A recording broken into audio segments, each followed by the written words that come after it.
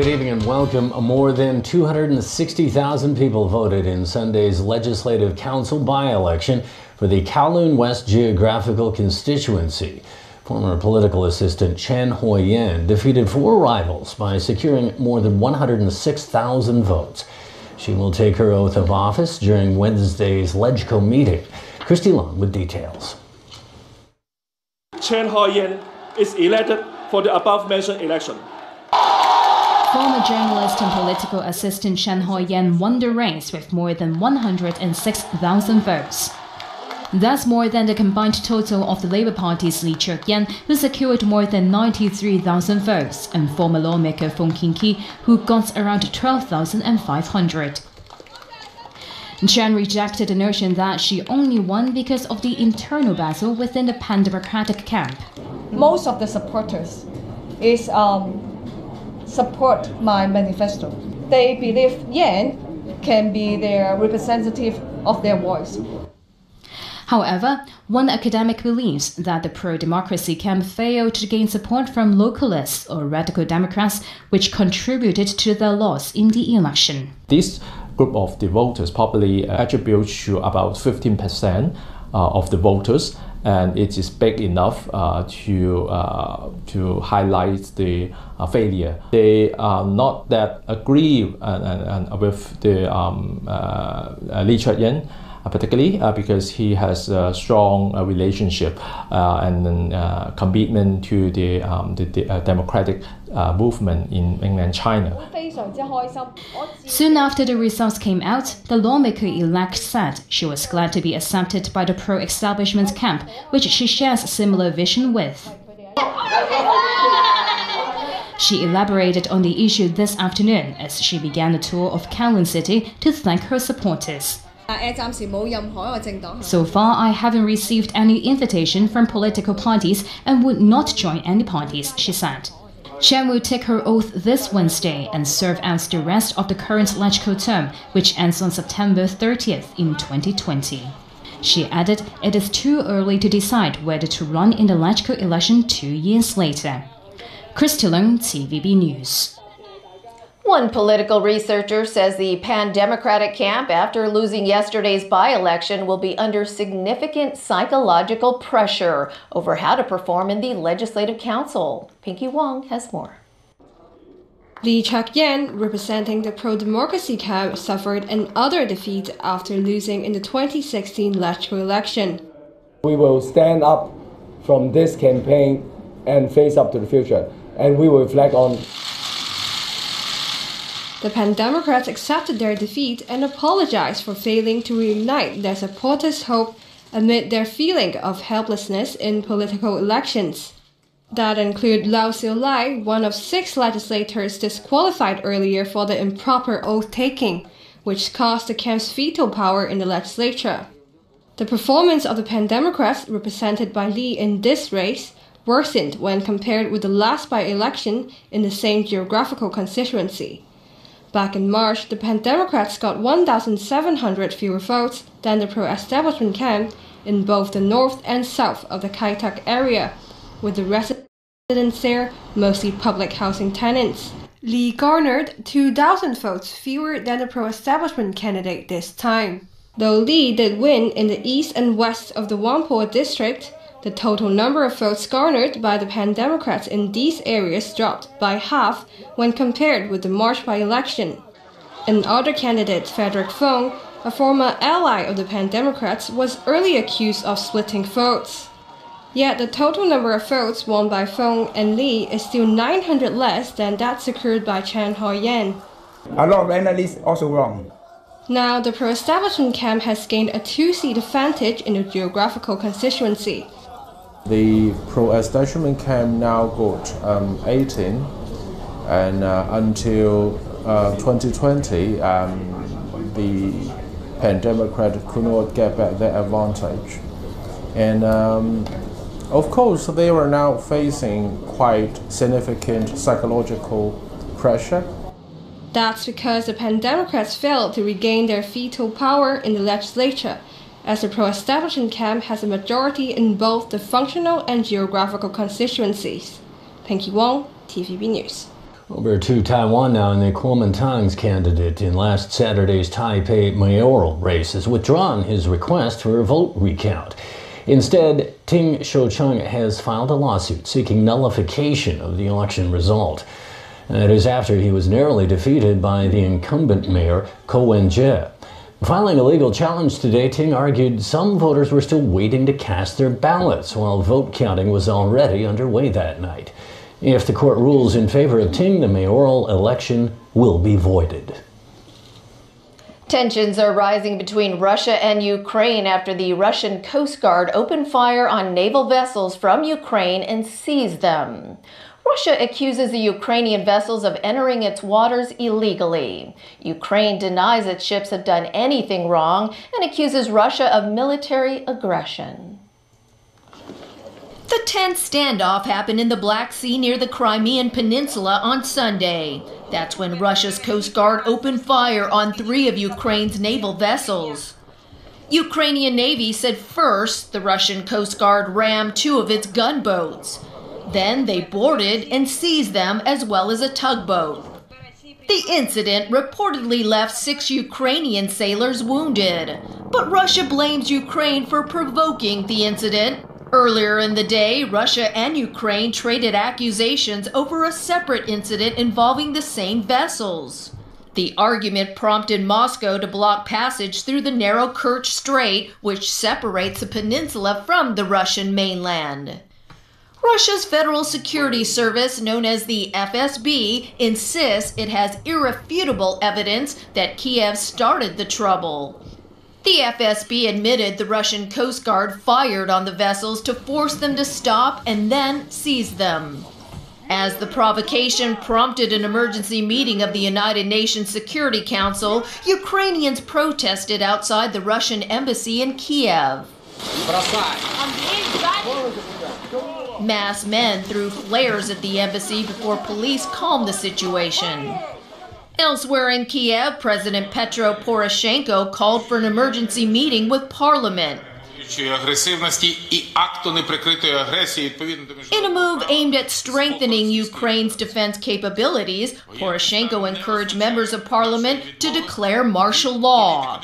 That was followed up by Ukraine's head of national security and the country's foreign minister, who called the Russian attack an act of aggression.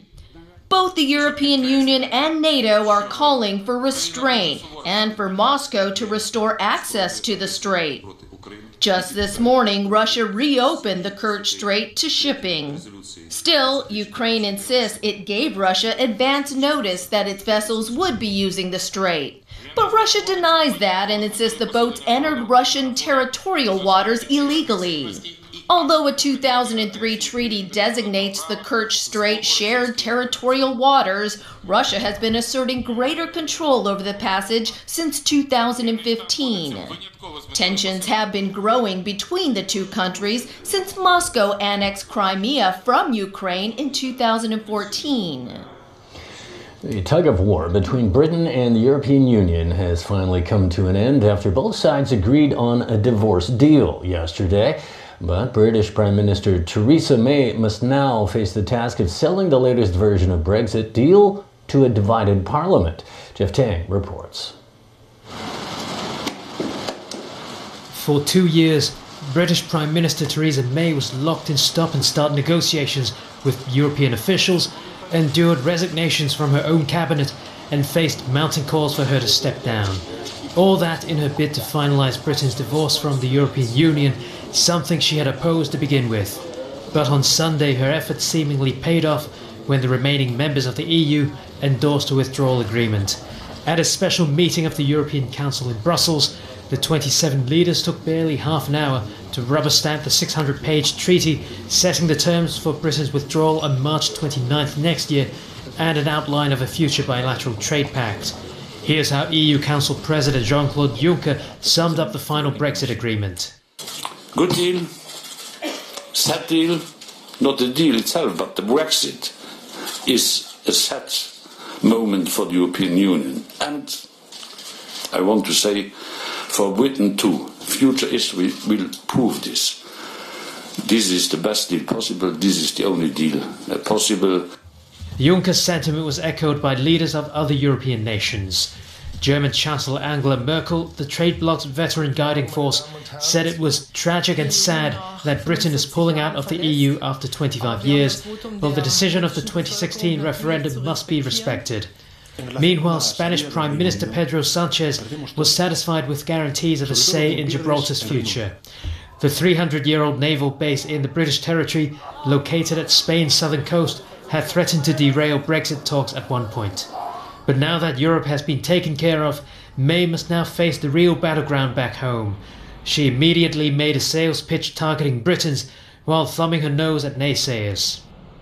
From the start, I rejected that counsel of despair and set about negotiating a deal that worked for the UK and the EU, one that delivered on the result of the referendum and set us on course for a prosperous future, while maintaining a close relationship with our friends and neighbours. Thanks to the hard work of both sets of negotiators, that is what we have today agreed. The biggest question now is whether May's divided minority government can garner enough support for the deal to be approved. French President Emmanuel Macron warned that if the British Parliament voted down the deal, London must come up with the solutions. He added France remains prepared for any scenario, including a no-deal Brexit. Jeff Tang, TVB News. The United States shut down its busiest border crossing after hundreds of migrants made a run for the border. The U.S. military responded with tear gas after the migrants hit them with projectiles. Still, many were seen slipping into America through fences and barbed wires. That's when traffic was suspended for several hours at the port of entry between San Diego and Tijuana. Mexico's government has now retaken control of the border crossing. After witnessing nearly 500 migrants using violence, it vowed to deport those breaking the law. Meantime, U.S. and Mexican negotiators are discussing a plan to keep the migrants in Mexico until their asylum claims are heard. A search is underway in the East African nation of Uganda after a party boat capsized and killed at least 35 people. The boat was on a pleasure cruise on Lake Victoria when it sank Saturday night. Survivors say the vessel was overcrowded. It was crammed with about 100 passengers when its limit was 50. What's more, the MV Templa was in poor condition and lacked a license to operate. With dozens of passengers still missing, divers continue their search. They believe more bodies are trapped under the boat. This accident ranks as one of the country's worst maritime disasters. Uganda's president is demanding a thorough investigation.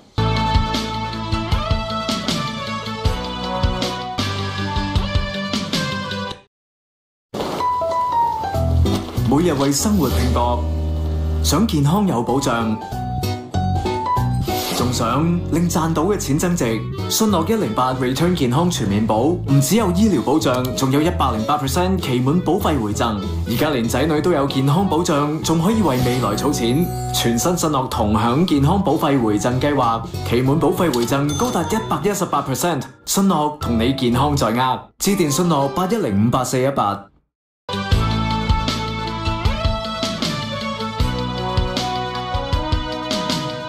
Welcome back to TVB News. The Consumer Council is naming and shaming a beauty service group for its sales practices, including inducing mentally disabled customers to buy expensive packages. The group has commented. Caleb Bloom has details. The beauty service group recommended by the consumer watchdog is Pretty Beauty Center. It has 16 branches in the city. Complaints include charging customers credit cards without approval and using high-pressure sales tactics to get customers to sign up for expensive packages. When you're on the bed, when you're having the treatment, they will ask you to buy something else. And even if you say no, they would reject to help you to cleanse your face and let you go until you agree to buy some more treatment for them. We have one case, I have to stay in the beauty center for 6 hours before they could let that person go. Even those with mental or physical disabilities were not spared. Despite that, the relatives of these aggrieved consumers had produced medical proof of disability. The trader still insisted that the purchases were made voluntarily and therefore refused to refund. The Consumer Council received 82 complaints over the past 3 years involving more than $2 million. The watchdog named and shamed the company after repeated attempts to resolve complaints, and the trader remained uncooperative. The council reiterated the need for a mandatory cooling-off period for transactions in certain sectors such as fitness and beauty services. Although it is possible to press criminal charges against unscrupulous service providers, the watchdog believes the evidential threshold is often too high to fully protect consumers. Caleb Leung, TVB News. 9 defendants who denied charges related to public nuisance during the Occupy movement continued their trials today. Prosecutors have begun calling witnesses to testify. It includes the then Wan Chai Division Commander Peter Tse. He confirmed he was granted 15 no objection letters with regards to public meetings held in Wan Chai. However, he noted he only knew about the blocking of Harcourt Road from the news and believed it was a command from the headquarters. The hearing continues tomorrow. An engineer from the main contractor of the troubled Hong Hom Station project testified before a commission of inquiry today. Edward Mock, a graduate engineer of Leighton, said he had noticed steel bars being cut short back in 2015. Though, noting he was shocked upon the discovery, he said there weren't a lot of bars being cut and therefore did not look into it. He added that workers from the subcontractor, Fang Sheng Construction, had also rectified the problem immediately. A Chinese scientist claims he helped to make the world's first genetically edited babies, twin girls born this month whose DNA he said he altered. The scientist is He Jiankui of Shenzhen's Southern University of Science and Technology. He said he used a powerful new tool capable of rewriting the very blueprint of life. If true, it would be a profound leap of science and ethics. An American scientist said he also took part in the work, but this kind of gene editing is banned in the United States. The Chinese scientist's claim has yet to be independently confirmed because it was not published in a journal. But he said the vetting process is set to begin tomorrow. Most mainstream scientists have denounced the report as human experimentation, saying it's too unsafe to try. But He Jiankui insists someone has to be the first to do it. I feel a strong responsibility that it's not just to make it first, but also make it as example how to perform like this, consider morality of the society, and consider its impact to the public. I know this probably going to be the world first. So if it's not safe or have any problem, it may rule the entire field, and the people may lose the trust in the new technology. And the only grand piano in the Gaza Strip was played in public for the first time in a decade.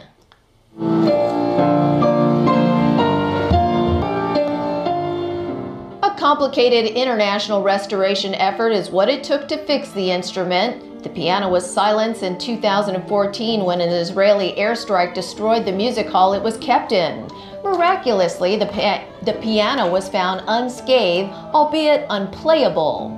After Japan worked to track down its maker, a Belgian non-profit group sent a French expert to restore it. On Sunday, 300 fans of all ages enjoyed its comeback. And that is a wrap of our news. Good night.